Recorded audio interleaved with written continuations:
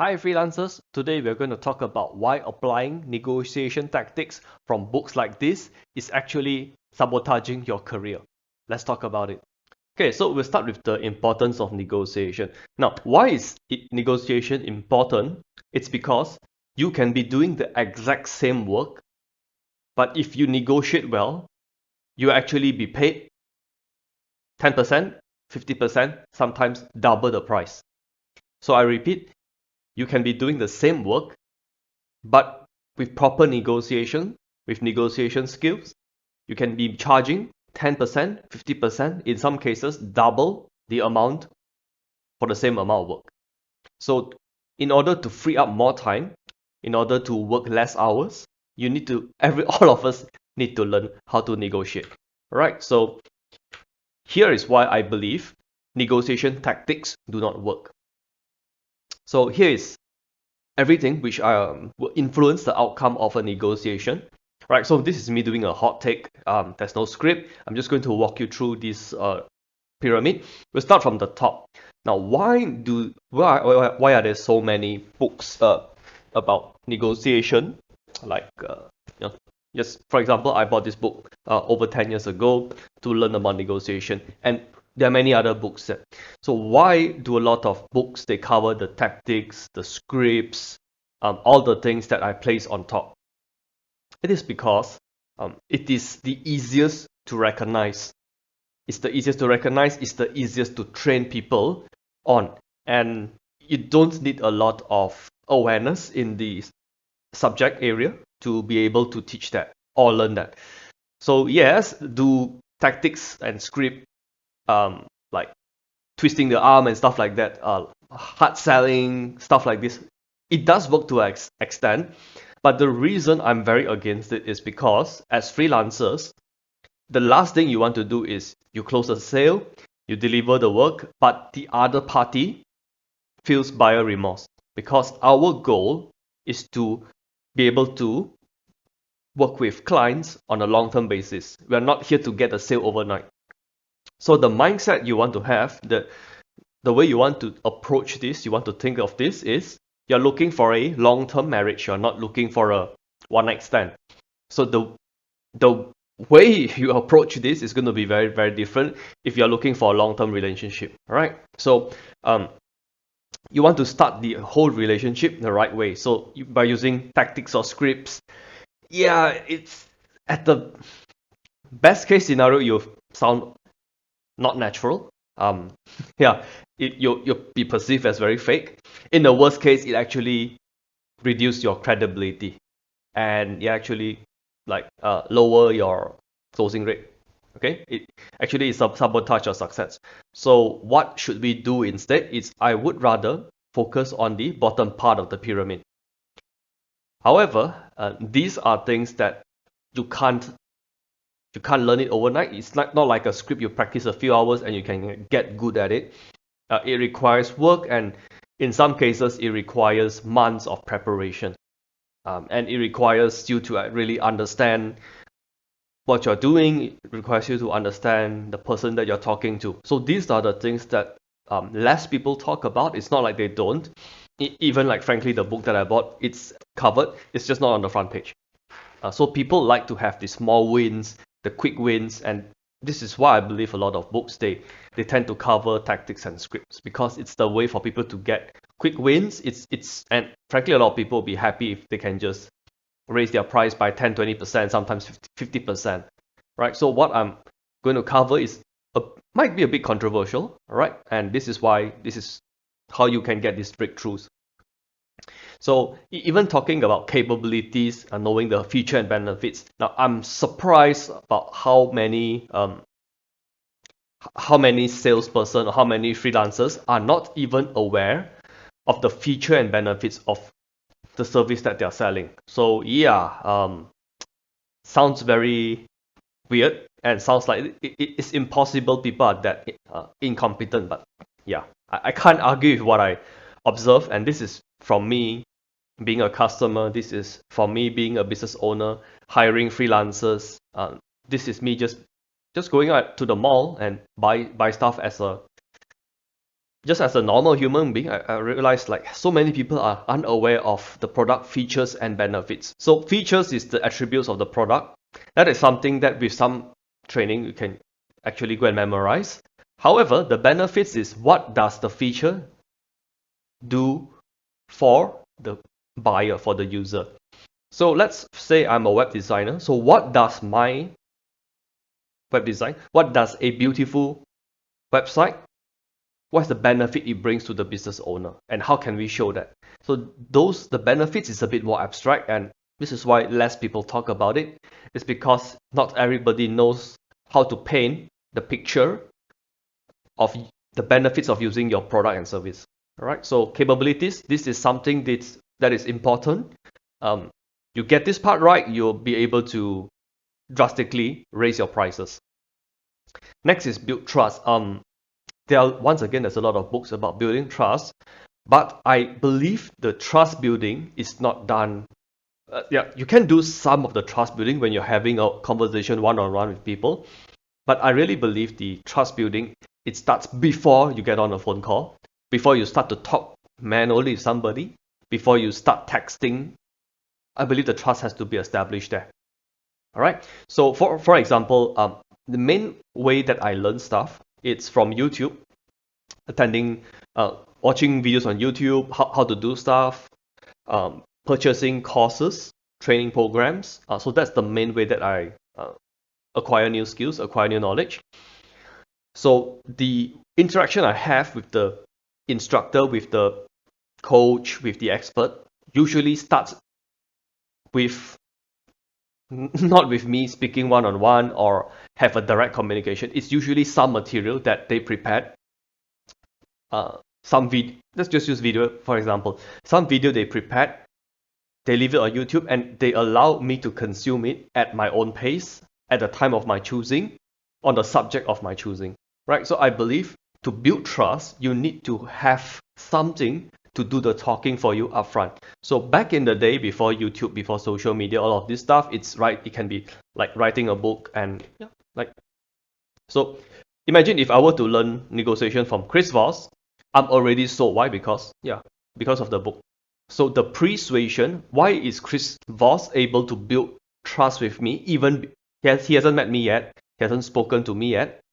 But why is the trust being built? Is because there is something for me to go through, for me to establish, to come to the conclusion that, hey, this is a trustworthy expert, for the trust to establish at my own pace. All right. So yes, some people can establish trust over a phone call, but I would rather we play the slow game.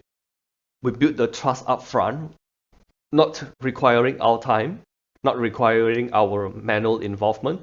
We have a way for people to recognize, yes, Jay is a person who knows a thing or two in this area. And yeah, I think I trust him to be able to bring me from point A to point B. So that is the conclusion we want people to establish. Okay, next it's, this is core and your core being, and in this book it's referred to as power, so I'll just like give the book some credit where I learned it from. So the person with the most power generally have an advantage when it comes to the negotiation. So it involves your attitude towards life. How do you perceive your work? How do you see your work as impacting other people? So you can do the exact same work, let's say writing emails for a living. But if you just think that, yeah, I'm just here to write emails, it's just emails, like, well, what is it going to do? Versus somebody who says, yes, by studying my target audience, by studying the people I'm supposed to write emails to, by studying the people I'm writing emails for, by studying the best writers, I believe by choosing the correct words, saying it in the correct way, my emails can bring a significant impact to a business. What they do is the same, writing emails, but how they approach it, their attitude towards it makes a big difference. And this is why core and power, actually, it's one of the more influential. And the good news is there are ways that we can improve this.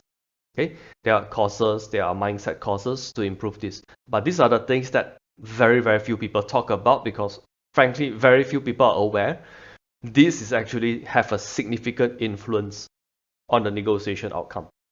And finally, the personal need. So this is something that I actually stumbled across. I didn't actively go and learn about it. But I realized when I don't need to close sales, when I do not need to get clients, when I don't need anything from anybody, I actually have a lot of negotiation power. I have actually very little stress. I don't care how the call goes.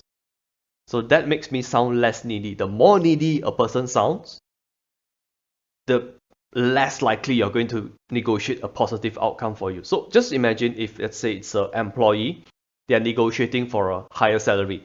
So why that is one of the harder negotiations is because in an employment setting, the employee have very, very little power, very, very little control over it. It's quite easy for a company to hire somebody new. People are quite replaceable. And that is where you will really need to be very strong because the company knows that, hey, if we say no, there's not much you can do about it. Yeah, you can threaten to leave the company and such, but yeah, we are very prepared to hire somebody new. So unless there's something really special or something really unique that the employee brings to the table, it's kind of hard to have the tough negotiation. The good news is, as freelancers, we have a lot of choices. We have a lot of choices to choose who to work with, who to not work with, and stuff like that. So the less needy we are, the less yes, I don't care if people say no. I don't need them to say yes. In fact, I would much rather them to say no because most people are not a good fit for me to work with. So coming from that frame of mind, my personal need is very low. I don't need them to say yes, so I don't care about the call.